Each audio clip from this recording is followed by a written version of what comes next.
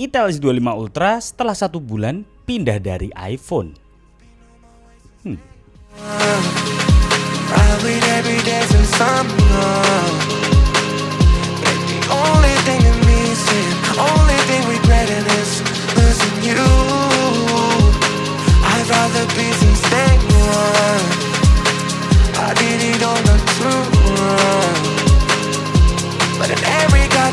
Tekdung adalah pengguna iPhone kurang lebih selama 10 tahun, mulai dari iPhone 6 hingga sekarang daily driver menggunakan iPhone 14 Pro Max, yang dimana untuk konten, ya ini yang kalian lihat ini menggunakan kamera dari iPhone 14 Pro Max dan konten Tekdung lainnya.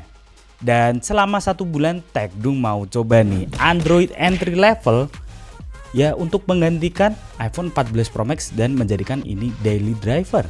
Kira-kira gimana ya rasanya? Sebenarnya Tekdung bukan mengganti iPhone 14 Pro Max ini daily driver dan beralih ke Android secara sepenuhnya. Apalagi entry level ya teman-teman.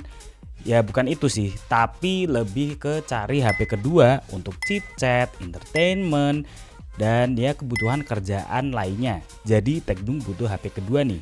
Dan ada yang menarik hati Tekdung di budget yang murah banget. Ya ini adalah, kalian pasti tahu lah ya, Intel S25 Ultra. Ya kalian pasti udah tahu lah ya, ini adalah HP yang viral pada tahun 2024 di bulan November akhir tahun. Ya tentunya menarik banget dimana harga dari HP ini murah banget dengan spek yang cukup oke.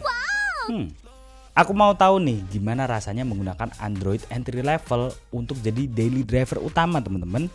Dan kesimpulannya cukup wow. Mari kita langsung bahas satu persatu. Untuk desainnya sendiri aku suka ya. Ya kalian pasti tahu HP-nya mirip banget dengan kompetitor sebelah. Nggak kompetitor sih, tapi nyamnyung banget ya bentuknya. Tapi oke lah ya, punya desain yang cukup cakep di harga 1 jutaan. Dengan layar yang curve, bobotnya enteng, dan ini sangat tipis ya teman-teman. Menurutku cukup mewah ya yang diberikan oleh Intel ini. Ternyata HP 1 jutaan sudah cukup oke ya untuk sektor desain. Di sektor layar ini cukup mengagetkan, sudah ada in-display fingerprint yang dimana cukup responsif. Ya nggak secepat high end tentunya, tapi ya ada cuy. Ini sih oke banget, dimana iPhone nggak punya nih fingerprint dalam layar. Ayo iPhone. Tentunya yang aku notice adalah panel dari layar satu ini, yaitu panel OLED teman-teman. Wow. Yang jika dibandingkan dengan iPhone memang kualitasnya di bawahnya sih, karena untuk resolusinya masih Full HD dan tidak support untuk HDR. Tapi tetap aja ini OLED cuy. Dimana kalau misalnya konten yang gelap-gelap ini bisa menampilkan warna hitam yang pekat dan kontras yang sangat oke banget. Ketika aku bandingin side by side dengan iPhone, ini cukup bersaing loh. Walaupun agak kebiruan sih. Tapi ingat lagi ya teman-teman, ini HP cuma 1 jutaan.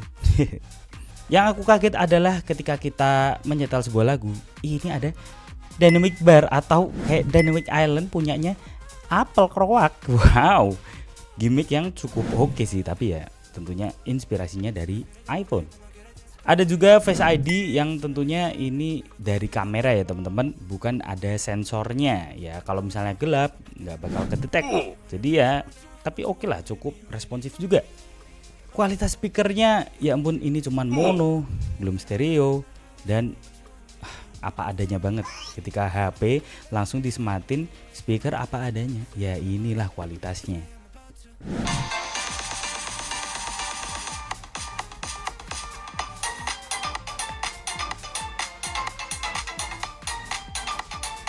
Udah gitu gak diberikan jack 3,5 ya. Jadi kalau kalian suka yang audiophile gitu menggunakan kabel tanpa latensi, ini tidak ada. Tapi kalau kalian pengguna TWS ya sudah biasa pastinya ya. Seperti aku juga udah pakai TWS. Jadi ya oke lah.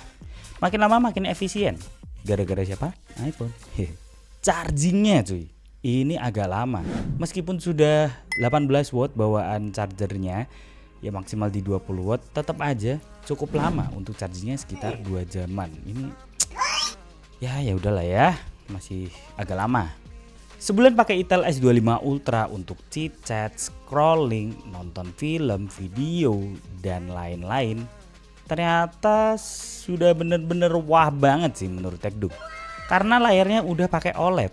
Jadi kalau misalnya gelap-gelapan sebelum tidur gitu ya, scrolling dulu. Dan kalau misalnya gelap-gelapan juga oke, nggak bikin mata sakit sih.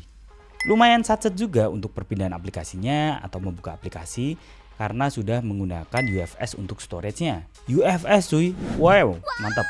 Ada yang 128GB dan 256GB. Ini aku yang versi 256GB ya.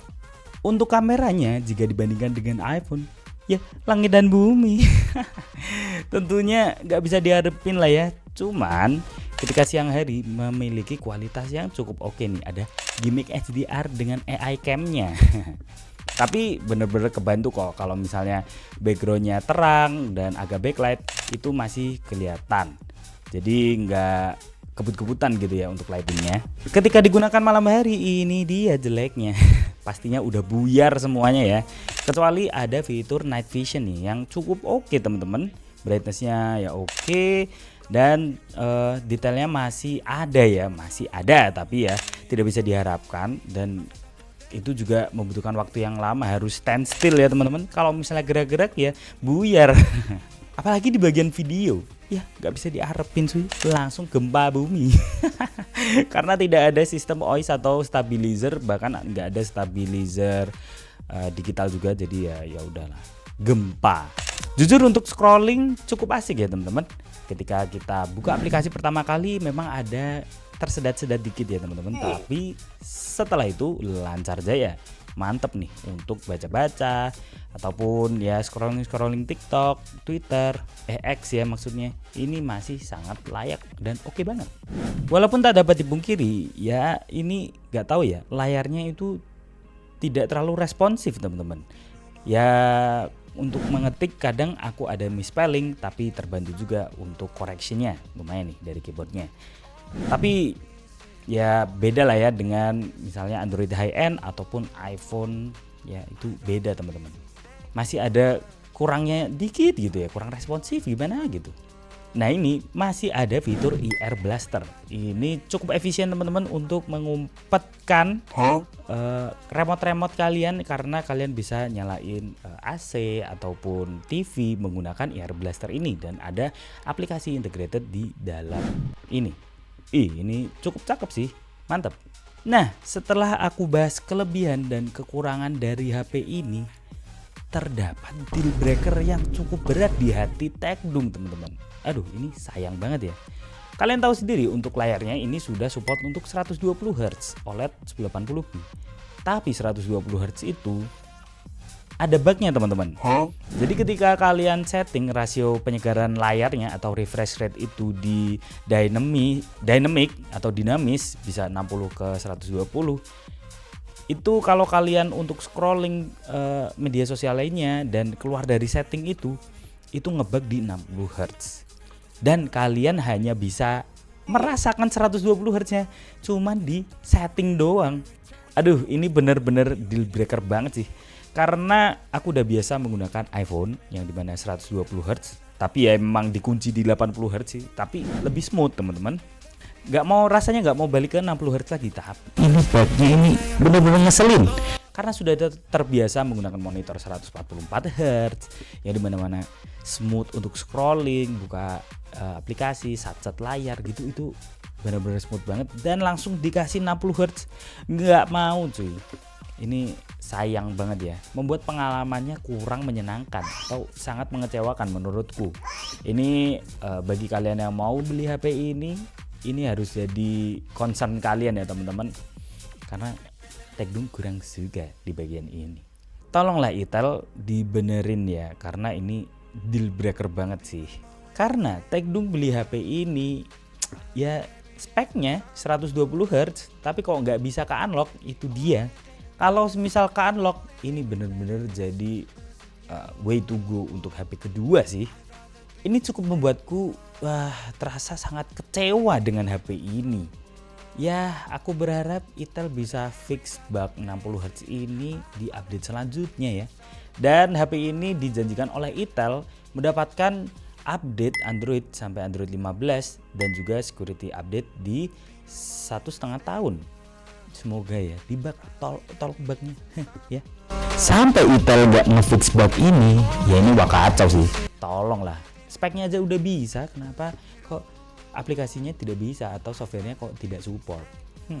Karena HP 1 jutaan pun sekarang sudah 90 Hz, 120 Hz walaupun IPS. Ya kayak Intel S23 aja 90 Hz loh, lebih smooth. Ini 60 Hz, aduh. Entah kenapa S25 Ultra ini ngebug, sangat disayangkan. Overall cukup puas aja dengan HP ini. Jika ini jadi HP utama untuk Tekdung, ya enggak. Tapi ya HP kedua oke aja sih. Kecuali bugnya dibenerin itu mantep cuy. Bener deh, itu deal breaker buat Tekdung. Tolong ya Intel 120 Hz nya ditunggu. Oke, secepatnya. Please. Nah itu dia untuk pengalaman 1 bulan menggunakan Intel S25 Ultra. Kalau menurut kalian gimana? Apakah HP ini worth it dengan ada deal breaker tadi, kelebihan dan kekurangannya? Atau kalian juga punya S25 Ultra ini? Langsung aja komen di bawah ya teman-teman. Komen. Pengalaman kalian sama nggak dengan aku atau aku aja nih yang ngalamin ya? Langsung aja komen di bawah. Kalian jangan lupa untuk like, comment, and subscribe Tekdung channel dan jangan lupa untuk follow IG TikTok @tekdung. Jangan lupa follow ya teman-teman. Kita jumpa di lain kesempatan. Sekian dan goodbye. Ini tolonglah ya, bugnya nyebelin. Tapi harganya sih 1 jutaan ya.